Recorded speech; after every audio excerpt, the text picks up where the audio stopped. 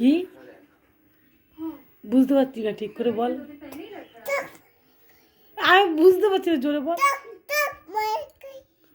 তোমারে কই, তার মানে কি?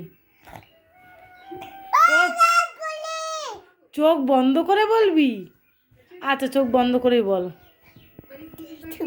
আমি চোখ বন্ধ করব? আচ্ছা, করেছি। কি করবো এবার? তাকাবো?